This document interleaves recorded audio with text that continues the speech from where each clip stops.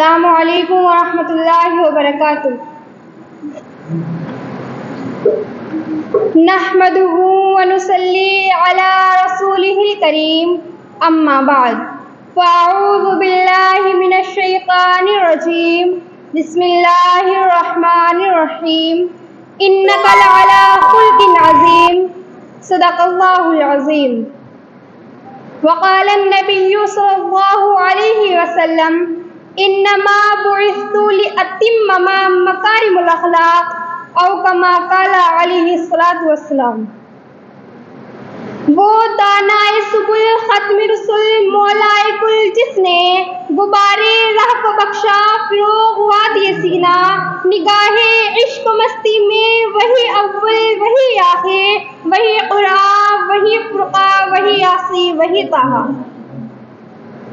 حضرات سامعین اکرام، آج میں آپ حضرات کے سامنے اس جلیل القدر، عظیم المرتبت اور رفیع الشان ہستی کے تذکرے کی سعادت حاصل کر رہی ہوں، جو اگر ایک طرف تاریخ انسانی کا سب سے بڑا ہمدرد اور سب سے بڑا غمخوار ہے، تو دوسری طرف تاریخ ظلم و جور کا سب سے زیادہ ستم زدہ اور سب سے زیادہ مظلوم و مغلوب بھی، جو سارے جہاں کا درد اپنے دل میں سمیٹے ہوئے ہے۔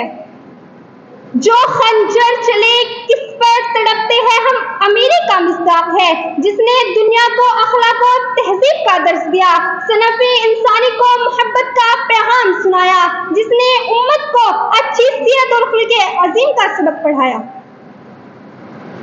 لیکن عزیز سامعین اکرام، میں حیرانیت کے سمندر میں غرق سرگردہ اور پریشان ہوں کہ اس قلیل وقت میں ایسے عظیم الشان وسیع و بسیط موضوع پر کس طرح لب کشائی کروں، جس کا اسلام دشمن جماعت یورپ کے علماء نے بھی اعتراف کیا ہو، جن کے اخلاق حسنہ پر پیغمبر کا کٹر دشمن مغربی فاضل گاڈفری ہینگس نے اپنی کتاب اپالوجی فار محمد اور انگلینڈ کے سب سے مشہور مورخ مسٹر گبن نے بھی شہادت دی ہو۔ ان کے اخلاق کو کن کن الفاظ میں بیان کروں، جس کو خود خالق تو جہاں کی زبان نے بہت ہی فصاحت کے ساتھ انک لعلی خلق عظیم کہہ کر اخلاق حسنہ کا سرٹیفکیٹ دے دیا ہو۔ کن کن غوشہ کونوں کی زبان پر لاؤں، ان کی کن کن صفات کو بیان کروں اور کن کن خوبیوں کو نظر انداز کروں۔ طائف کے سفر میں پیش آنے والے واقعات کو سناؤں یا فتح مکہ کی رودات سناؤں، جنگ احد کی منظر کشی کروں یا جنگ حنین میں آپ کی اخلاق کریمہ کی جھلک دکھاؤں، کیا کیا بتاؤں اور کہاں تک بتا سکتی ہوں۔ خدارا جاؤ، اگر تم سے ہو سکے تو تاجدار بطحا کے اخلاق کی داستاں تاریخ کے اوراق سے پوچھو، مکی کی گلیوں سے پوچھو، ان کے سیرت و اخلاق کی داستاں صحن کعبہ اور سرزمین عرب سے پوچھو۔ یہ سب تمہیں تاجدار بطحا کے خلق و عظیم کے نغمے سنائیں گے، یہ تمام ان کی عملی کریکٹر کی ردا سنائیں گے، جنہوں نے گالیاں کھا کر بھی دعائیں دی، جنہوں نے پتھر کھا کر بھی ہدایت کی دعا دی۔ سکوت آموز طول داستانی درد ہے ورنہ، زباں بھی ہے ہمارے منہ میں اور تاب سخن بھی۔ عزیز سامعین کرام، فتح مکہ کی داستان سے کون نا واقف ہے؟ اس دن جانی دشمنوں کے ساتھ پیغمبر کے برتاؤ کو کون نہیں جانتا، جب مسلسل 20 سال تک مصیبت جھیلنے کے بعد سن 8 ہجری میں مکہ فتح ہوا اور صحن کعبہ میں تمام مجرمین قریش بیٹھے ہوئے تھے۔ ان میں وہ بھی بیٹھے ہوئے تھے جنہوں نے آپ کے عزیزوں کا ناحق خون بہایا تھا، ان کے سینے چاک کیے تھے، ان کے قلب و جگر کے ٹکڑے ٹکڑے کیے تھے۔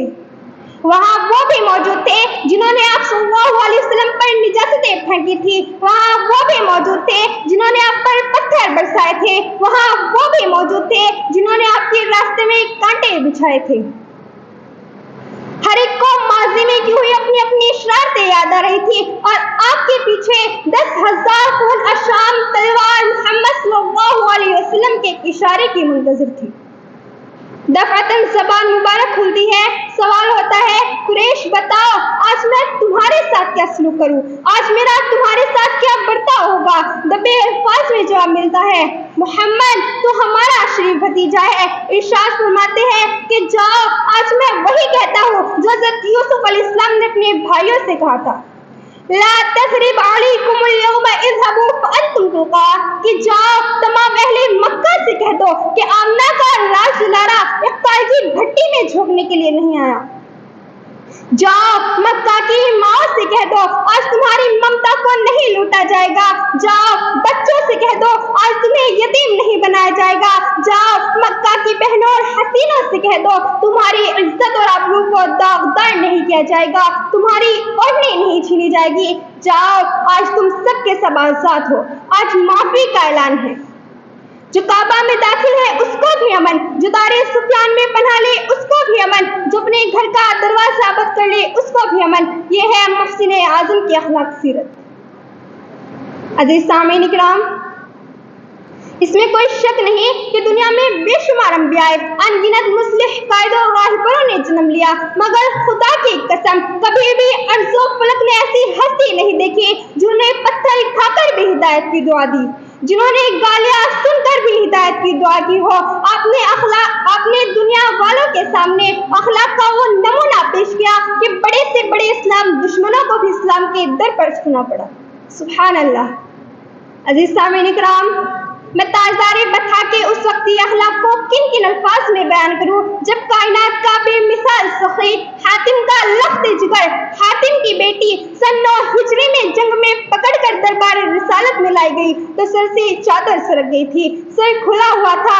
اللہ کے پیغمبر نے ایک صحابی کو اپنی چادر دیتے ہوئے فرمایا اس بچے کا سر ڈھک دو. صحابہ حیران ہو جاتے ہیں, عرض کرتے ہیں یا رسول اللہ یہ دشمن کی بیٹی ہے, یہ کافر کا لخت جگر ہے, آپ کی وہ چادر جس پر عفت کی مہر لگی ہوئی ہو کیوں کر اس کے سر پر ڈالی جاتی ہے.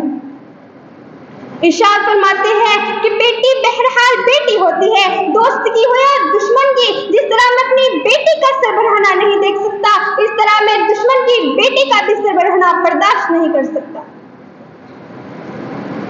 آپ صلی اللہ علیہ وسلم کی چادر رحمت اس بچے کے سر پر ڈال دی جاتی ہے, اس ساختہ آنکھیں اشکبار ہو پڑتی ہے. اللہ کے پیغمبر فرماتے ہیں بیٹی تم حاتم کا لخت جگر ہو, تمہارے باپ کی ذوق سخاوت کو ملحوظ رکھتے ہوئے تمہیں آزاد کرتا ہوں اور تمہارے ساتھ تمہاری قبیلے کی تمام عورتوں کو بھی آزاد کرتا ہوں. اب میں اس شعر کے ساتھ اپنی تقریر کو یہیں پر ختم کرنا چاہتی ہوں.